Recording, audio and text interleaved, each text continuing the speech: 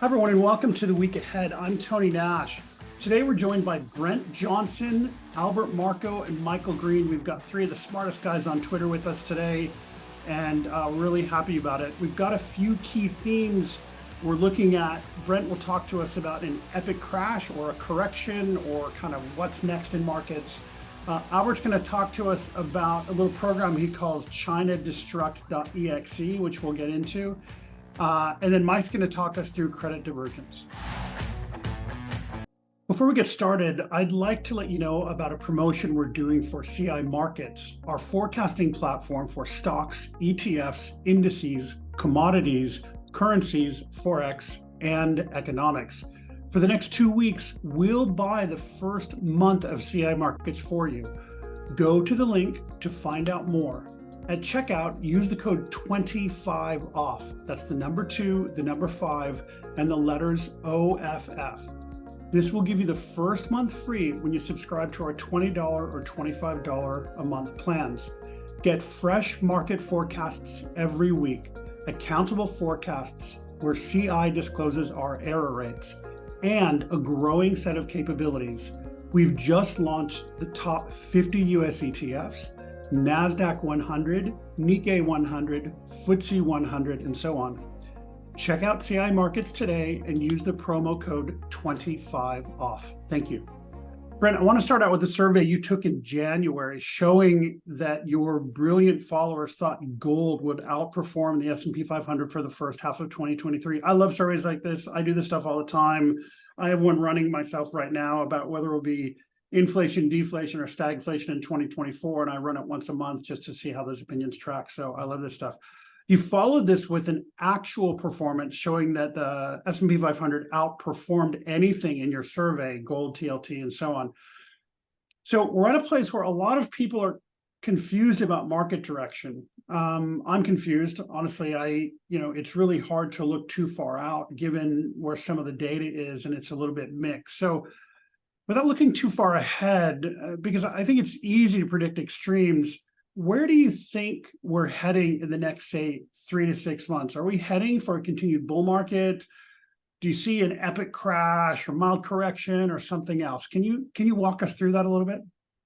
Yeah, so I'm happy to tell you what I think is going to happen, but I'm going to preface this by saying that I don't know. It's confusing for me as well, and I think and I've talked about this a lot. I've probably talked about it with you before, Tony, but one of the most amazing things to me is in this environment, I've talked to so many people who think they have it all figured out.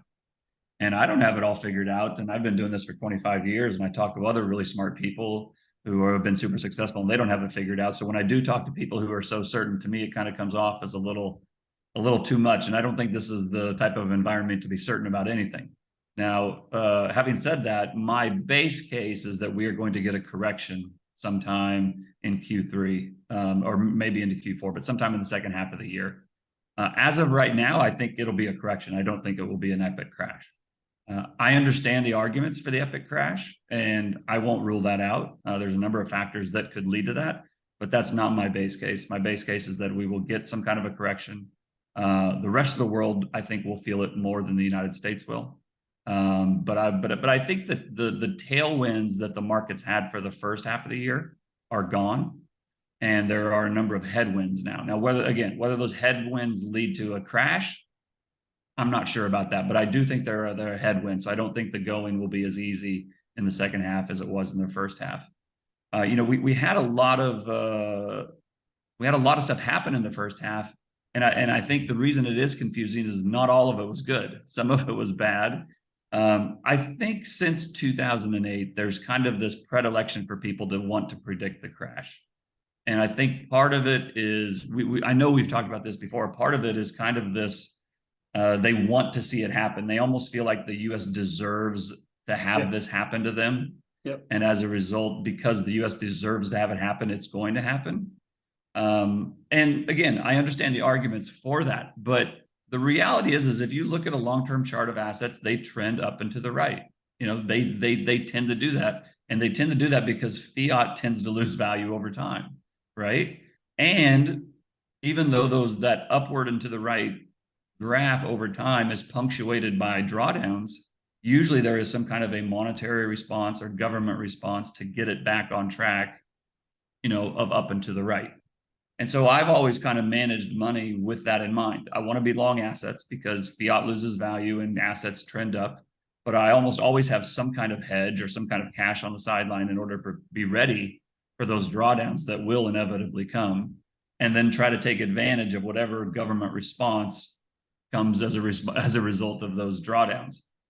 Now, the tailwinds that we've had for the last, let's call it 9 months, 8 or 9 months, is that we had bumped up against the debt ceiling. And so in 2022, Powell hiked like crazy. Yellen wanted a stronger dollar. And so, through October of last year or early November, that happened. But since then, even though Powell continued to tighten, his tone changed, his pace, the pace of change slowed, and he spoke not as hawkish. And so a lot of people have assumed that we are at the end of the tightening cycle, and they've kind of front ran that. Now, in addition to that, what we had was, as we bumped up against the debt ceiling, the Treasury could no longer issue bonds.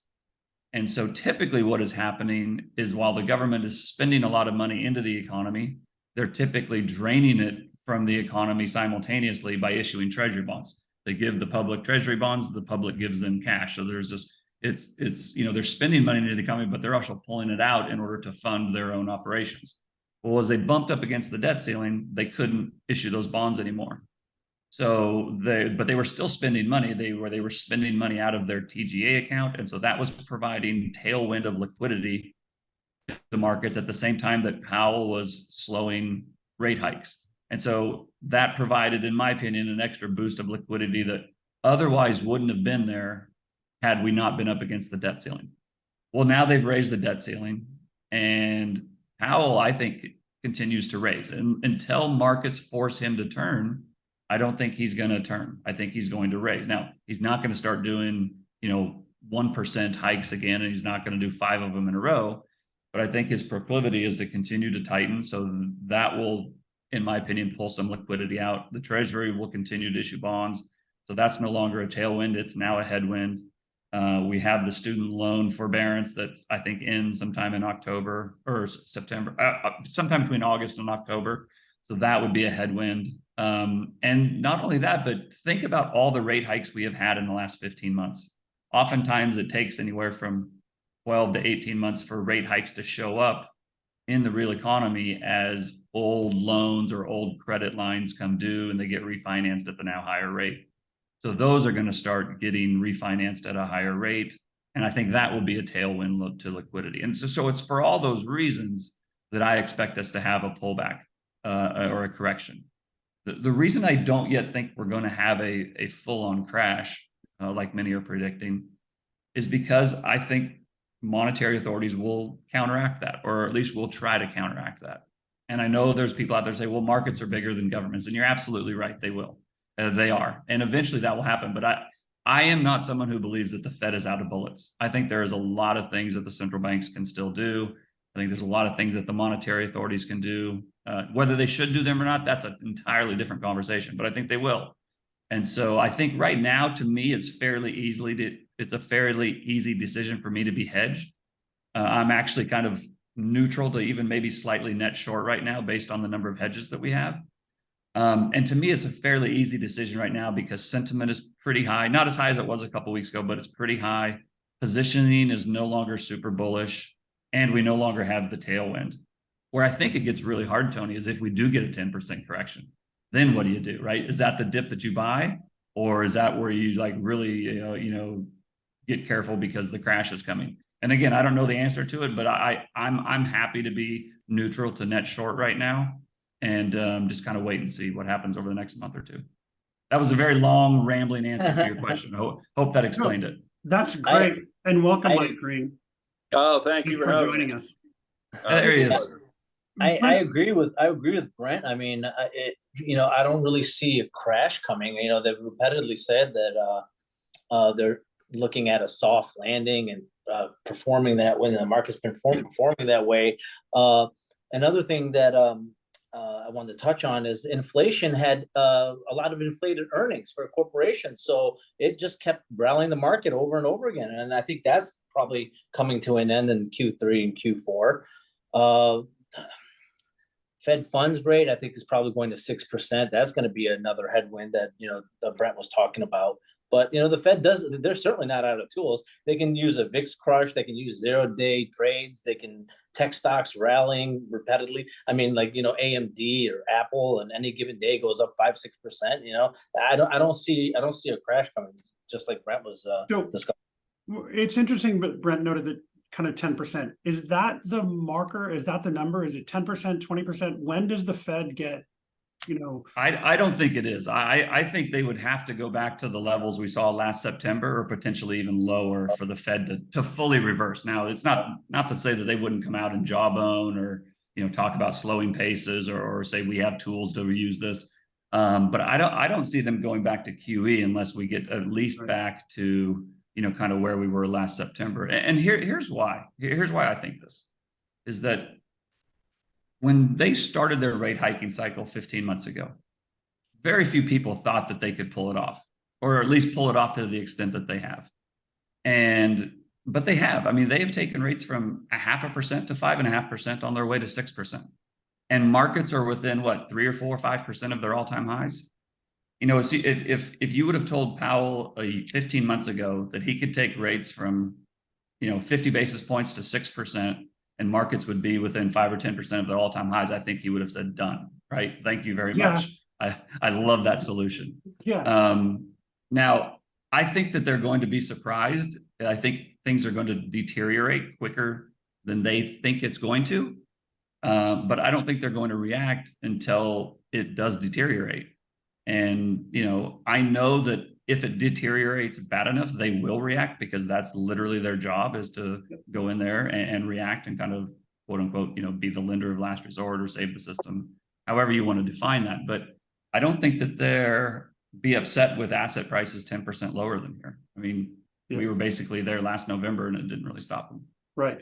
Brent, it's interesting when you talk about them coming in and jawboning, and the Fed jawboning is saying, like, don't force us to support markets, right? I mean, how hard could that be? It's not like it's punitive, right? And so Albert mentioned earnings.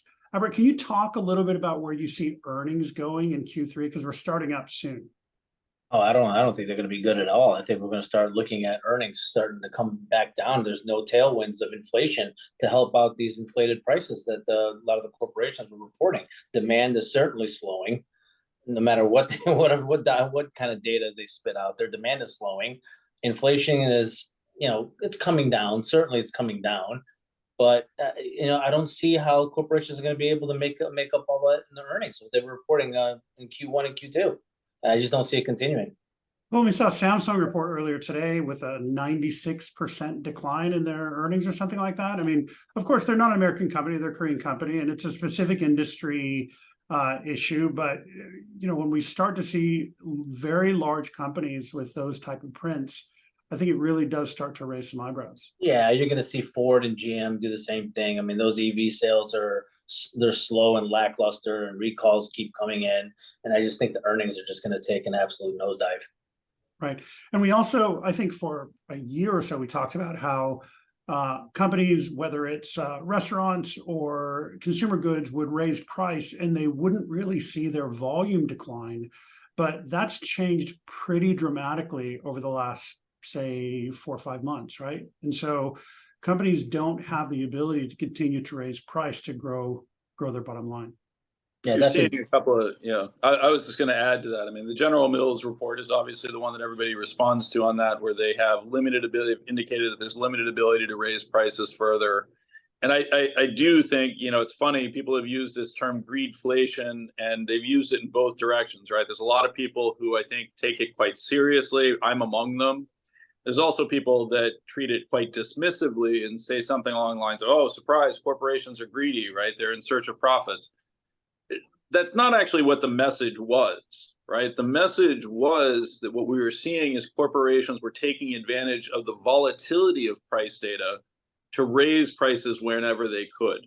right? Saying to their customers, it's not really our fault. You understand inflation, things are crazy, right? That created the opportunity for them to raise prices. But as the inflation, as Albert is pointing out, has retreated, and more importantly, the volatility of that inflation has retreated, it's becoming easier and easier for people to, again, comparison shop, make the articulation that I'm not going to buy these eggs at $7.99 because I see them next to, you know, another pack cheaper at $2.99, right? Suddenly that is happening again. And so that ability for consumers, both on the institutional side, you know, supply chain managers, and on the retail side, the consumer themselves, to actually start to do the process of comparison shop again in a lower volatility environment, is putting tremendous pressure on these types of prices. Great news, traders and investors. CI Markets has expanded its coverage to include stocks from the S&P 500, NASDAQ, Nikkei, FTSE 100, and the top 50 ETFs. With more than 1,500 forecasted assets, our AI-powered platform provides highly accurate forecasts. Join our community of successful investors who rely on CI Markets insights to make informed decisions. Subscribe now for as low as $20 per month and unlock the power of comprehensive forecasting. To learn more or book a demo, visit completeintel.com/markets. It seems to me that July and August, say CPI prints, may reflect a bit of a slowdown and potentially disinflation based on some of the base effects we had last summer around crude and the secondary tertiary impacts of crude. Is that a fair assertion to make? And do you think in 2 months' time we'll declare victory over inflation?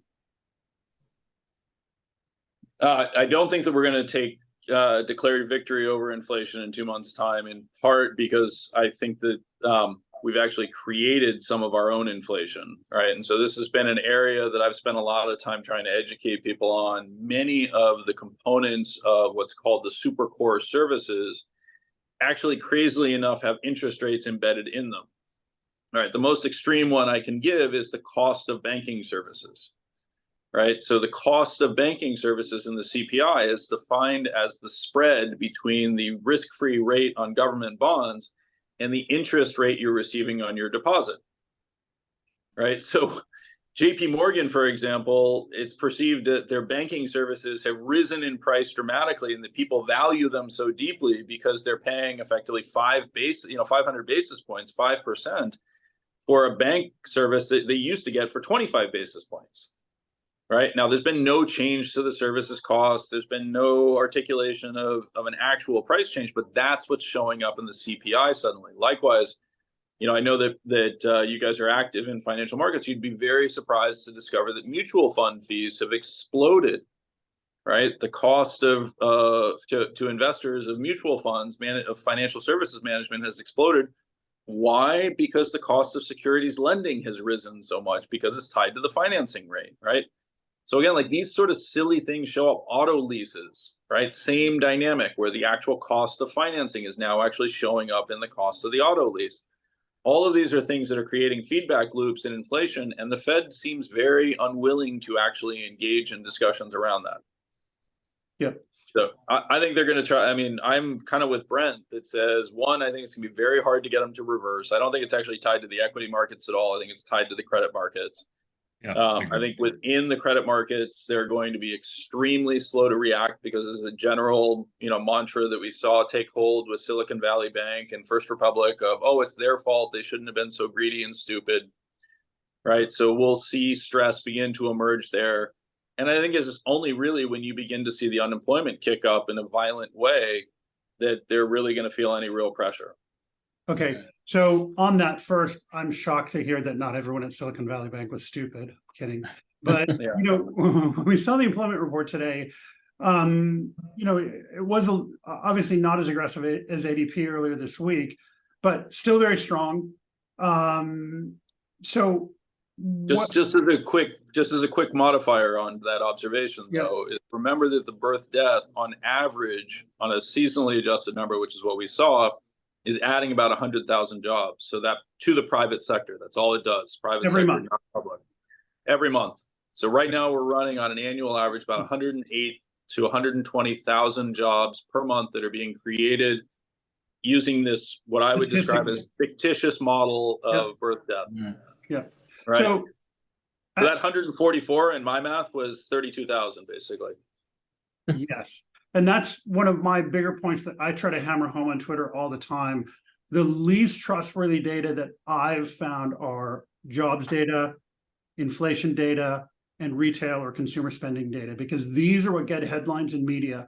And you always have to wait for the late revisions to really understand what's going on. So that's a great point. So Mike, so can I jump in real quick? I want to say something on that, because this is where I think markets get really interesting. And this is why I think I'd be interested to hear what Albert and Mike think about this, but it's also why I think markets will trend in a certain direction before they typically gap down, is that, markets are sort of, you've got to play what the fundamentals actually are, but you also kind of have to play the common knowledge game, right? Yep. If you and I and Marko or Albert and Mike, if we know that the inflation numbers are the way they're calculated are a little off and the jobs numbers are calculated a little off, that's fine. But if nobody else knows it and everybody else goes off of the headline, then the markets are going to react to the headline. Now, eventually, the fundamentals will catch up to the headlines, and eventually you'll hit the wall and you'll get this hard drawdown. But I think this is I think this is a mistake a lot of people make in the markets, is they will try to look through the data, which is good. I'm not saying it's a bad thing to look through the data, but you also have to understand, like I'll talk to so many people say, well, the CPI data, they don't calculate it the way they used to. If they calculated it the way it did in 1982, it would be much higher. Okay, that's fine. And it's good to know that, but markets react off of the way it's priced right now, right? And so eventually maybe those fundamentals will catch up with it, and we will have an epic reversal, because the Fed also ignores how it used to be done, right?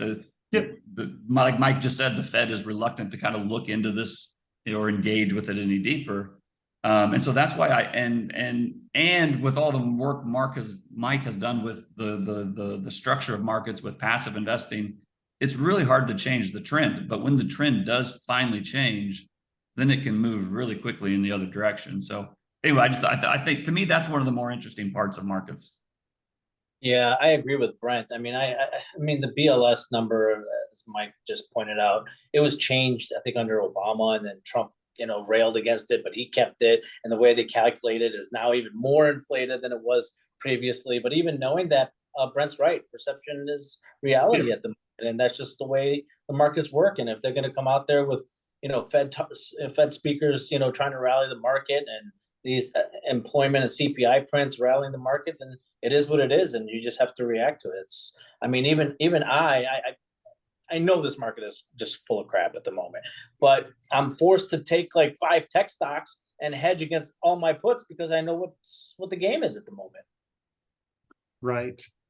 Hey, so I'm going to actually say first, obviously, I agree. Right. At the end of the day, markets are right, regardless of your analysis. Mm-hmm. Price goes up, you have to mark your book. It is a luxury that private equity doesn't have, for example, right? And we know that, but there is also a reality associated with this dynamic of transactions or forced behavior. The only reason I care about that data is because I actually am trying to understand what's really going on, effectively identifying the alligator jaws that are opening up between what the Fed is reacting to and what markets are reacting to. And what I'm seeing is the underlying phenomenon. That's really all you can do, right? I agree with what Marko is saying and what Brent is saying. Like, you have to trade the market. But at the same time, it is a variant. I think one of the most misunderstood statements was Chuck Prince, when the music's playing, you gotta keep dancing, right? Like, everybody universally shit on that coming out of the global financial crisis because we all had the hindsight to look at that. But he was right. Exactly. It's the same thing we're experiencing right now. Exactly. That's exactly right. That's exactly right. Hey, speaking of keeping dancing, let's move on to China. So these are great, guys. We could talk for hours on this stuff.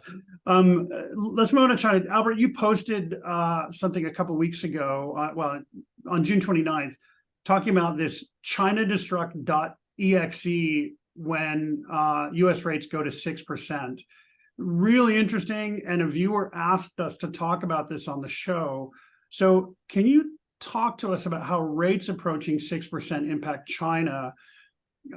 Also, we've seen some real pressure on CNY.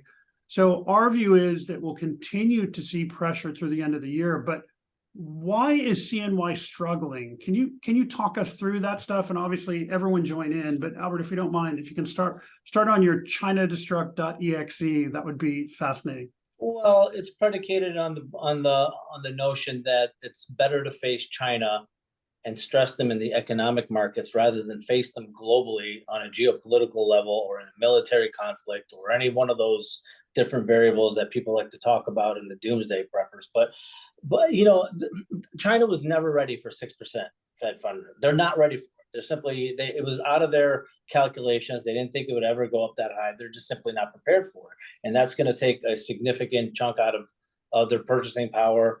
They got debt issues, or the dollar debt issues. They have issues all over the place. 4.5% on the 10-year for Asia in whole. That's really problematic from what I was told. And I think we were just discussing it off camera that that just takes a lot of the inflows back into the U.S. dollar and the U.S. markets. And Yellen knows this, right? Yellen knows this. Right before she goes to visit China, the DXY is still elevated at 103, 104. So, she's over there, giving, lecturing the Chinese on what she thinks needs to be done and whatnot. But it's clear as day at the moment that the United States has a policy within, whether it's the Treasury or the Biden administration, to keep a cap on China's ability to stimulate the economies and, potentially launch another round of inflation globally.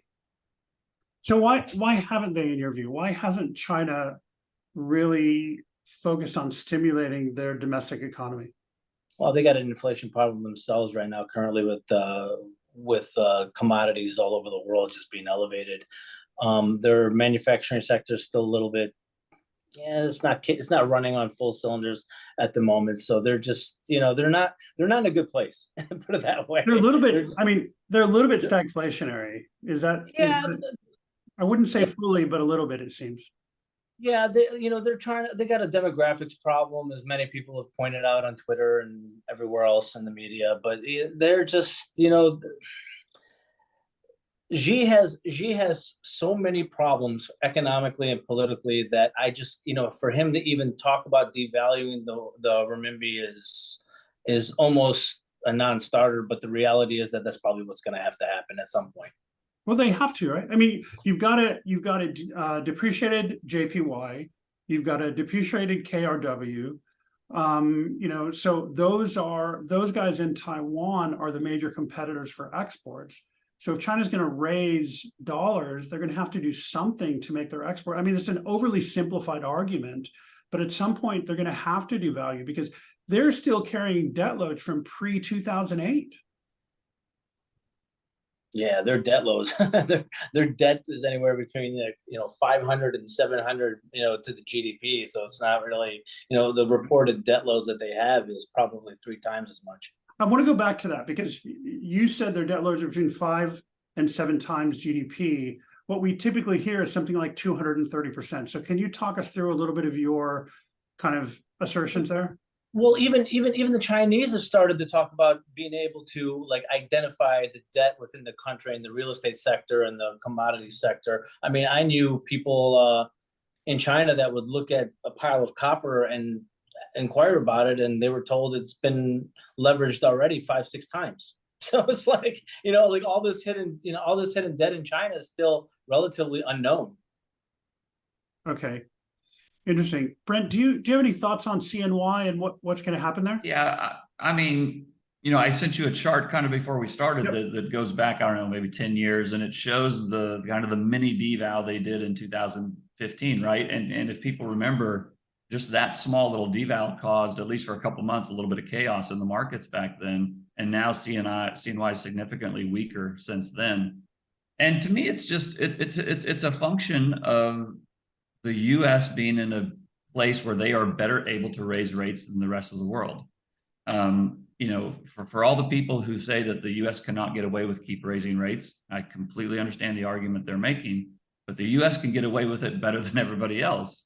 And as a result, the yield differential between a U.S. Treasury and a CNY Treasury, but you get to hold the dollar rather than holding CNY. Just more money flows into the dollar, and makes the dollar stronger. And then that they have a lot of dollar debt, and it's getting refinanced at higher levels. They've got a slowing real estate market, which they've been dealing with for a number of years now, and they've been able to kind of plug those holes, but it's just becoming harder and harder to do.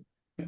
And I think they're getting the CNY's gotten fairly weak this year. My guess, if I just had to guess on what will happen, is they will do something in the next month or so to kind of strengthen it in order to show they're tough on it, in order to scare anybody who wants to kind of short it. But I think by the time we get into the second half of the second half, I think the CNY is significantly weaker than it is right now, because I just think that they have too many problems, in my opinion. And if they lower rates or they stimulate, then that causes their inflationary problems to pick up internally, which causes social problems internally. But if they don't do that, then their real estate market comes under pressure, right? And I think ultimately that they will sacrifice the currency. Well, and I think what a lot of people underestimate is, of course, fiat currency is a faith-based, activity, right? And your currency is only as good as your central bank. And the amount that people understand about the PBOC is almost nothing. And the transparency of the PBOC is almost non-existent. I've said this several times, and I'll say it again. PBOC management borders on numerology, and at some point it is literally numerology when they make policy changes. So for people who watch the PBOC, for people who claim that the CNY is the globe's next reserve currency, or that it's credible or whatever, they obviously don't watch the PBOC very hard, because there's some very weird moves that they make. Yeah, and I know Mike's done work on this as well, and be curious to hear his thoughts. But it's just one of these things, and I know I've harped on this for years now, and I would encourage any of the listeners who have taken a hard look at the U.S. and have come to the conclusion that the U.S. is in so much trouble because we have all these problems, do that same level analysis on these other countries. Yes, and you'll realize that they have all the same problems, but they don't have nearly the same advantages as the U.S. So this is not to scapegoat the U.S. It's not to say that we are immune. It's not to say that we won't eventually feel the pain. We will. But on a relative basis, the U.S. Is still looks much better, in my opinion, than the rest of the world. And the other thing is, we haven't even really talked about rates earlier, but real rates. I think the U.S. has the highest real rates in the world right now. That is a magnet for capital as well. If you money will go where it's treated best. And even though we have problems here, with rates where they are and inflation coming down, the real rates are positive and getting more positive, at least for now. That can change very quickly, but at least for now. Sure, it could. Mike, do you have any thoughts on that?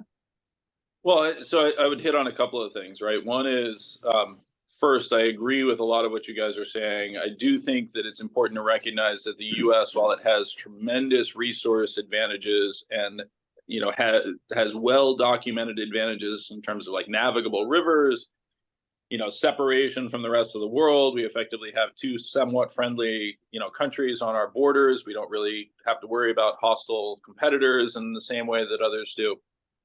The problem for the U.S. is social cohesion, right? Are we actually one country now? Are we two countries? Are we three countries, split into, two various flyover regimes with a standout group in the middle? We just don't know yet. And that I think is really part of what we need to be very aware of. If we pull together and we behave as a cohesive unit, you can't fight us, right? We can't be stopped. At least not within the normal framework. But that is the key risk for us, is the social cohesion dynamic. Mm-hmm. For China, they have a totally different one, which is that they have built up the productive capacity to serve the world. The rest of the world is suddenly saying, hey, we don't really trust you, China, to do that. And we certainly don't want to take more of your excess production, as we're struggling with demand dynamics at home.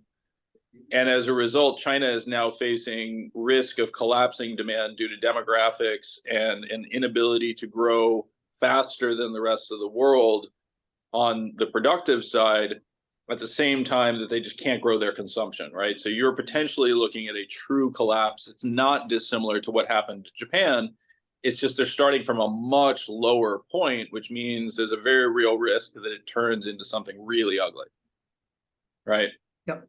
And every Chinese economic planner's nightmare is becoming Japan. Every Chinese, and they swear it'll never happen. Well, and the problem is for them to become Japan, they have to do what Japan did actually in 1989, which is roll over, expose their belly, and say, please, America, protect us, right? And this is something that I've said, for going on, explicitly with Europe. I've said it for Japan for 20 years. These places are, Europe and Japan have rolled over effectively and said, we are subservient to the United States. They may not acknowledge that yet. That's much harder for Europe to engage in. Germany was, Eastern European and Chinese flirtatious for an extended period of time. That honeymoon is beginning to break.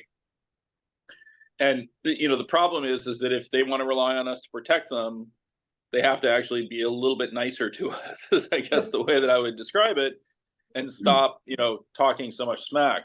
If I look at China, to me, the really critical relationships that I'm watching in the currency space are much less tied to the US-China, which I agree has the potential for a meaningful devaluation, and would highlight that it's had a much more significant devaluation than the mini one in 2015.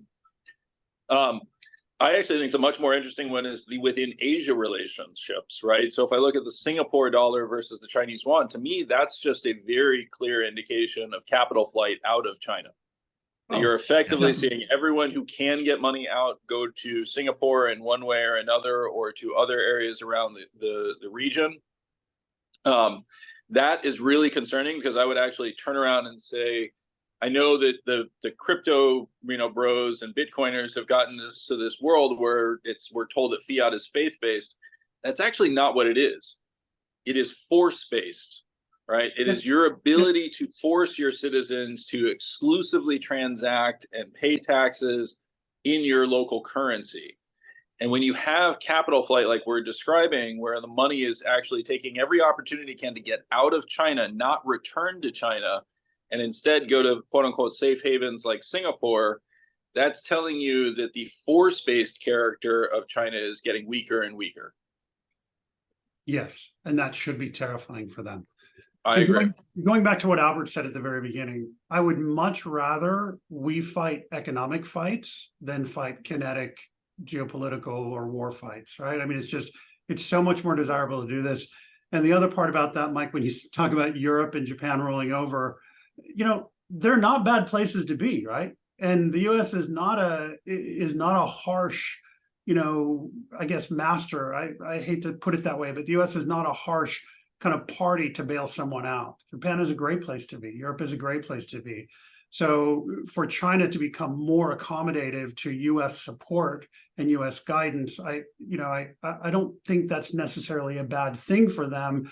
It will take a lot for the CCP leadership to acknowledge that. So I think there'll be more suffering at home before they're ready to acknowledge that. Unfortunately, I think that's correct. I think that the key issue is that we are facing conflict with the CCP, not necessarily the Chinese people. Yep. How we choose to interact, how they choose to interact in that process is going to define a lot of it. And in many ways, the US has squandered a lot of the goodwill that was created. We remember Pepsi and McDonald's going into Russia or the USSR, and all the goodwill that existed there. That's now largely been squandered, right? There's a very real risk that we go through similar dynamics with China. I would argue that we're actually well on our way to that, where the Chinese domestic narrative is turning to this century of humiliation at the hands of Westerners, and we have to act to, preserve our rising ascendancy. All the language that's there is used by every, externally focused authoritarian government in history, from North Korea through Germany, through, various bad guys as we view them in history in Europe and elsewhere. So I just think that's unfortunately the case. I would also say, though, that even when you do have the economic competition as compared to the, kinetic competition of a war, obviously I would prefer to have the economic competition as well, but it's foolish to think that there are not important ramifications associated with that. Yep. So just like it takes resources for us to go and fight a war, it's going to take resources for us to go off and fight economically.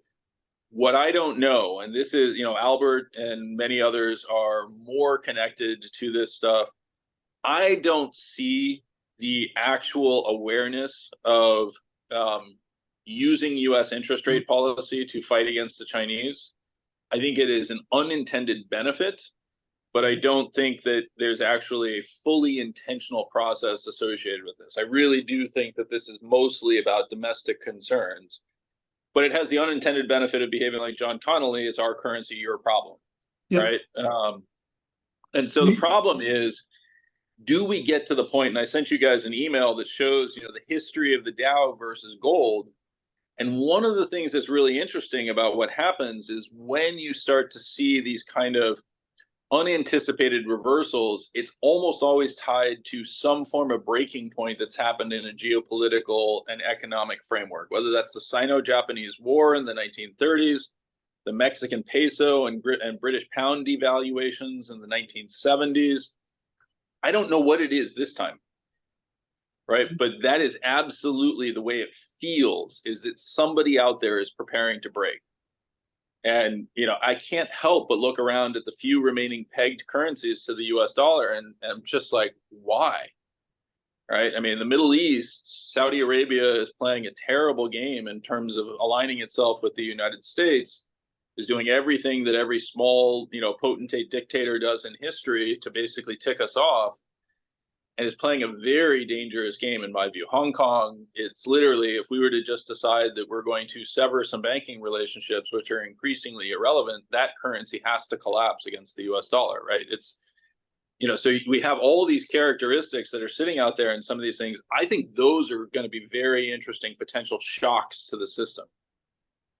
Yep. Yeah, you have a lot of political risk there. People, within the White House and the State Department acting a fool and forcing one of these issues to break and causing economic, calamities around the world. So I agree with Mike on that one. It's just it's one of those things where there's no competitor to the United States right now economically. So it gives us benefits, but it also gives us a lot of room to make mistakes.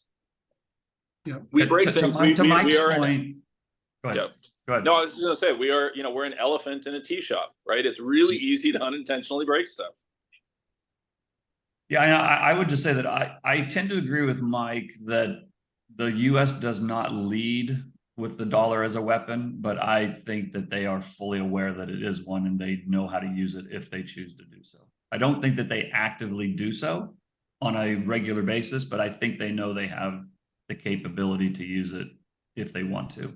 And so I think that is kind of why we could have a similar break. I'm as we're talking, I'm looking at this chart you just sent, and I could see some kind of a break similar to these other geopolitical events that would, in which the dollar would be used as a tool to do that. Well, that's what the chart. I mean, again, Tony, if you want to put it up, you're welcome to. But it's going to be up. So the point that I would emphasize is just that, when this is going down, we usually think about this as the dynamic of, the US dollar weakening against gold. So this is just showing the ratio of Dow gold, right? But what's really happening in a lot of these situations is that the dollar becomes impossibly strong in a manner that effectively causes chaos. That in turn causes people to recognize that can't continue. So they begin moving into gold, allowing gold to appreciate at the same time that the dollar's appreciating against everything. This is Brent's dollar milkshake. Yep. Right. And so that unanticipated strengthening of the dollar hits assets that are from the private sector and designed to deliver dollars in the future, which is all common equities and corporate bonds and household mortgages, et cetera.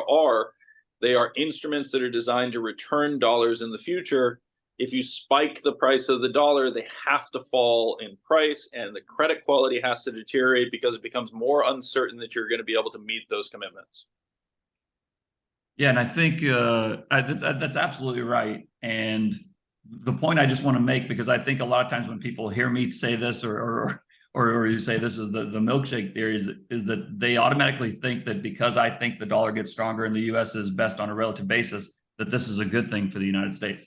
I don't necessarily think that. It could be, kind of these unintended consequences. It could be a really bad thing for the U.S., but I just think it would be even worse for everybody else. So I don't think that this is a situation where the U.S. is having a picnic and the rest of the world is in flames. Oh yeah. It's just, on a relative basis, if you're holding the sword, you typically tend to be the one that's better off. Yep. No. Yeah. Agreed. We saw the dollar, get up to the Dixie, get up to like 112, 113, 114, and I mean Europe was on the verge of breaking. So, yeah, that's another chart that I've shared. I put it on Twitter the other day. I put it in our tier 1 note earlier today, which is this dynamic of like everyone's pointing to the Dixie and saying it can't get out of its own way. It's like, guys, wait a second.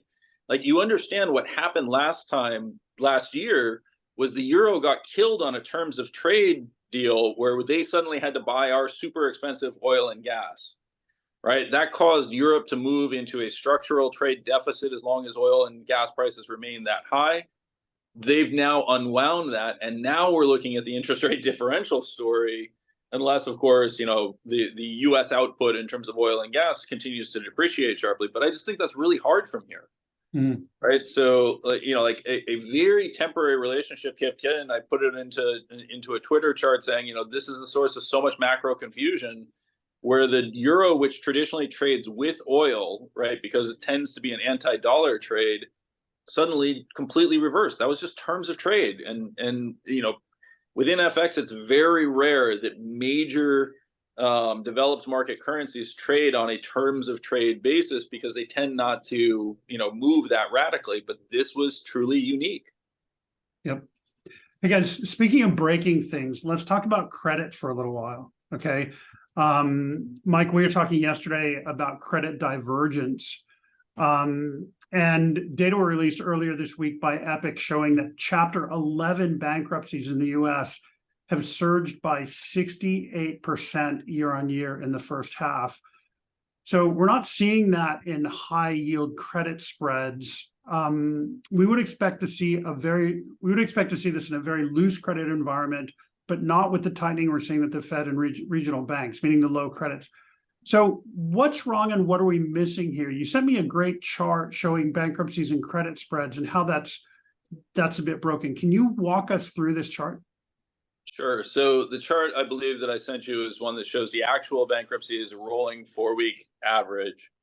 So it's not looking at that percentage change, which can be colored by coming off a very low level. Right. So we're currently seeing levels of bankruptcies that are similar to COVID, similar to 2008.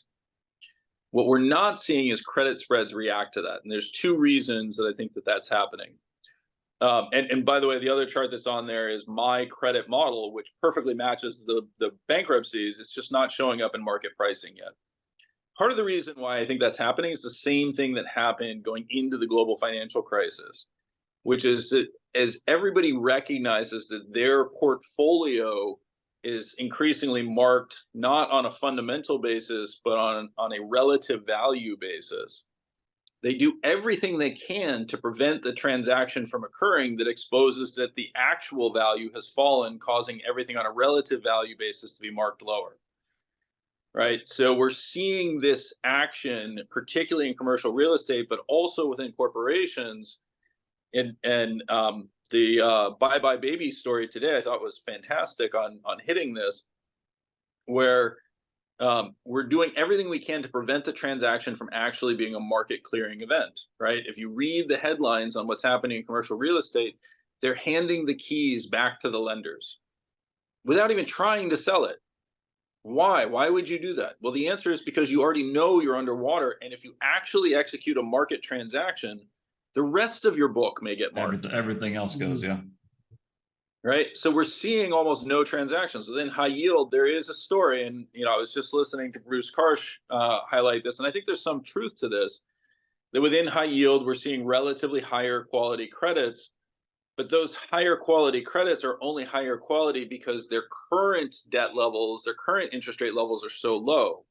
If you actually see the refinancing wall ahead of us in 24, 25 for those high yield credits, and they reprice to the current levels of interest rates, the profitability of the entire high yield universe collapses and everybody gets downgraded, right? So everybody is trying not to refinance, right? Because if the minute that they put this new stuff on, people do the calculations on debt to EBITDA or, interest coverage expense. They're like, wait, now you're a terrible credit, right? And nobody wants to do that. And so, what we're seeing within credit is only a few high quality credits are trading. The actual volume of transactions is way down. And I just think that very similar to the dynamics that led into the global financial crisis, we're in this kind of let's pretend nothing is actually happening in the hopes that nothing really does. But that doesn't really work out, right? It can, right? It can. I mean, this is part of the irony. Like, people are constantly slamming people in the financial markets and saying, "Oh, you're just trying to, you're a bag holder and you're just trying to get the Fed to pivot to save you, from your positions being marked down." Like, man, I'm running net short right now and suffering from it.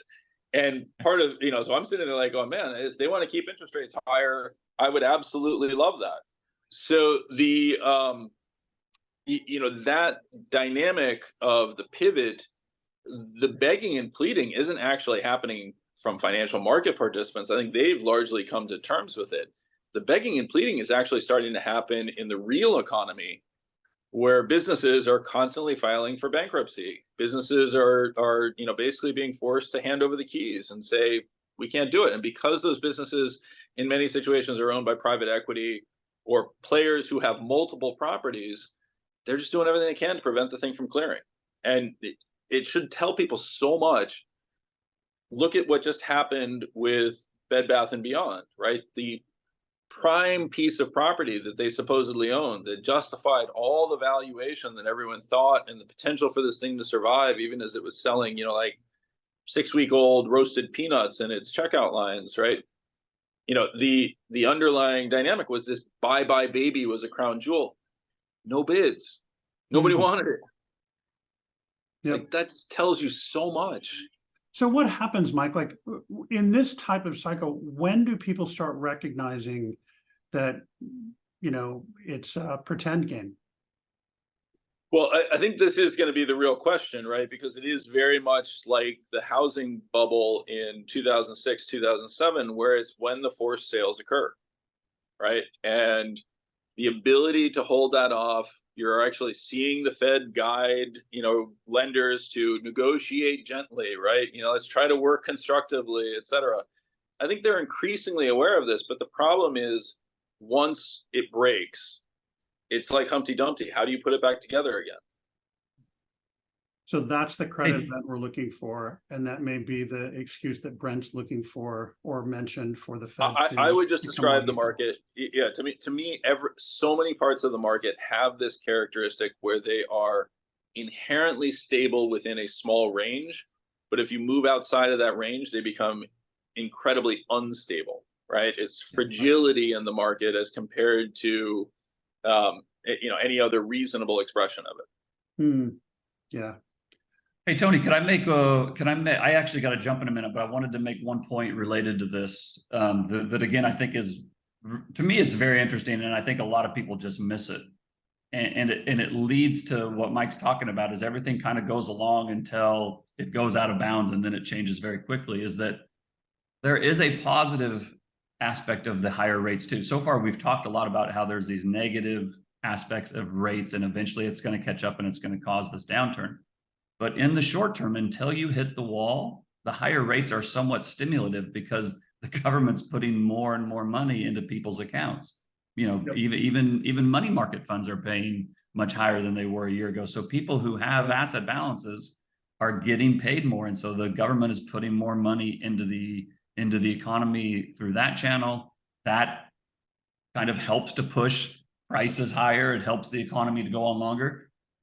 And then in a weird way, paying higher rates allows the Fed to raise again, potentially, because of this tailwind. But then it's also why when you eventually do hit that wall, when you eventually do go out of bounds and things have to get priced, and people have to mark their books, it goes, that's the elevator shaft down. Yep.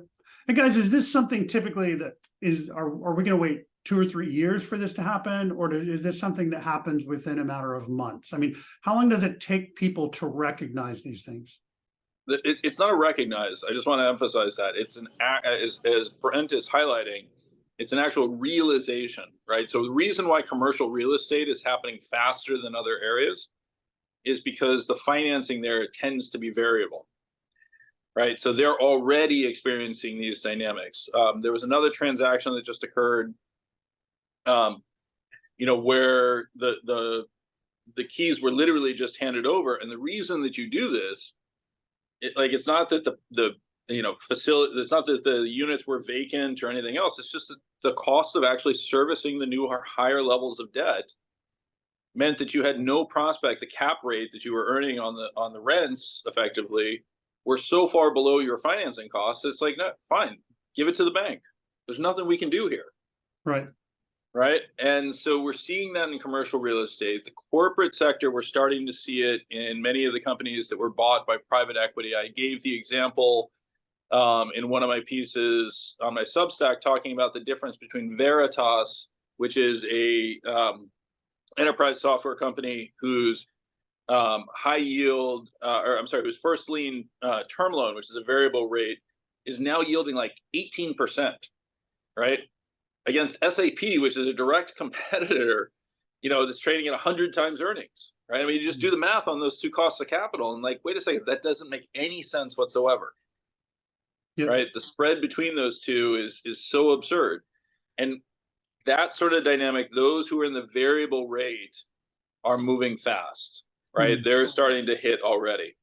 Those who are in the fixed rate space have more time, and they're praying to God that the Fed is forced to turn before their business deteriorates to the point that the operations start to hammer them. And that's the last thing I would just hit on this, which is chump tax reform in 2017 took a step to try to get rid of excess leverage in the corporate space. You may remember this. They moved to requirements that your any interest above 30% of EBITDA was no longer tax deductible, right? So basically 3 times EBITDA to interest expense, which is highly, highly levered. In 2022, that changed to 30% of EBIT, right? That's a much more restrictive model because depreciation and amortization tends to be one of the tools that you actually use to conceal profitability in a variety of ways. As a private equity business, you simply fail to replace the capital, you can generate the cash flow that's used to generate and pay down debt, or to return dividends in the form of dividend recapitalizations, right? So that change means that combined with a much higher interest expense, tons of companies are going to be moving into an environment in which their interest is no longer tax deductible. That's a huge increase in the effective cost of interest rate. It then goes a step further. The same tax rules change so that you can no longer use losses to claim against prior tax payments, right? So tax benefits no longer extend back to prior profits. They can only be used going forward. That's a huge diminution of the value of those tax loss carry forward. This is hitting all at the same time, right? So we've got this perfect storm for levered companies.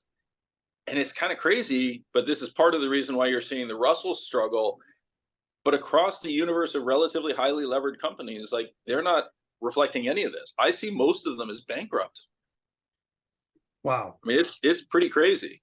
We could go on for hours on this one. I mean, just the sectors. I mean, the auto sector is one of my concerns because of the job layoffs that would be coming pretty soon afterwards if they blew up in the credit cycle. So it's very interesting. So, Brent, before you go, you still think it's going to be a correction rather than a big washout? So, as of right now, I mean, I think it could be a pretty severe correction. My base, I don't think that we have this crash and we're in a depression for 3 or 4 years. I'm not willing to necessarily put a percentage on the correction. I don't think that this is the crash and we're in another Great Depression until 2032 or something like that. The last thing I'd say is before I got to jump is I know somebody asked on Twitter, you asked what questions asked, and somebody asked, well, about investing in defense companies or whatever, if this is going to lead to military, engagement at some point of, the geopolitical situation. Wouldn't that be a good place to invest? And I would tend to say yes. Like I own defense contractors. I think that's probably an area that will get more funding in the years ahead as opposed to less. If you look at the top 10 defense contractors, I think 7 or 8 of them are public, and a lot of them pay between a 2% and a 3% dividend. And, with my idea that the US will get flows anyway, and then probably get funding from the government, that I think those are perfectly legitimate companies to be looking at if you're looking to buy the dip in equities. So with that, I will say, Brent, thank you. I'm just going to thank all of you guys. This has been a long discussion. So Albert, Brent, Mike, I just want to thank you guys for your time. I want to thank you for your thoughts, and just have a great weekend and have a great week ahead. Thank you. Thanks a lot. Thank you very much, guys.